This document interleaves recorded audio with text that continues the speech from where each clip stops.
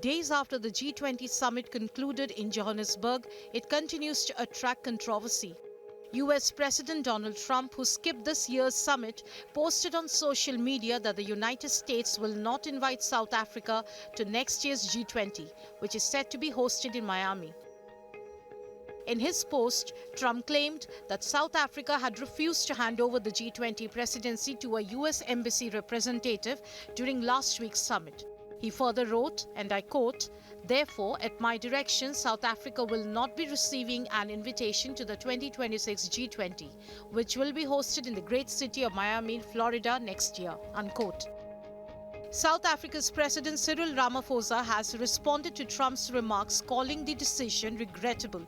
He stated, and I quote, "It is regrettable that despite the efforts and numerous attempts by President Ramaphosa and his administration to reset the diplomatic relationship with the US, President Trump continues to apply punitive measures against South Africa based on misinformation and distortions about a country," unquote.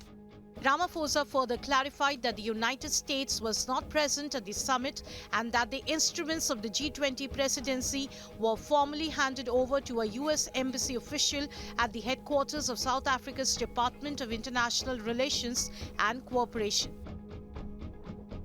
Trump had boycotted this year's G20 after promoting a widely discredited claim that South Africa's white minority faces large-scale killings. The controversy first arose during Ramaphosa's visit to the White House earlier this year, when Trump alleged that a white genocide was taking place and that the government was killing white people, allowing their farms to be taken from them. The South African government has repeatedly rejected these claims. We have many people that feel they're being persecuted and they're coming to the United States. So we take from many locations if we feel there's persecution or genocide going on.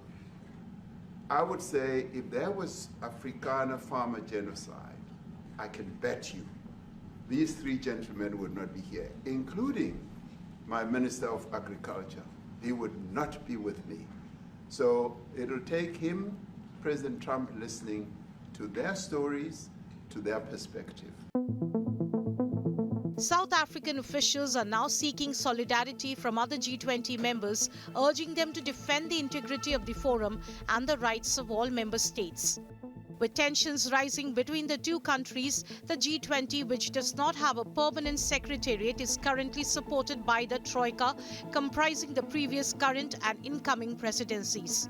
As South Africa and the US find themselves at odds, it remains to be seen how the G20 troika will function after the US concludes its presidency. With Neha Kumari, Bureau Report, India Today.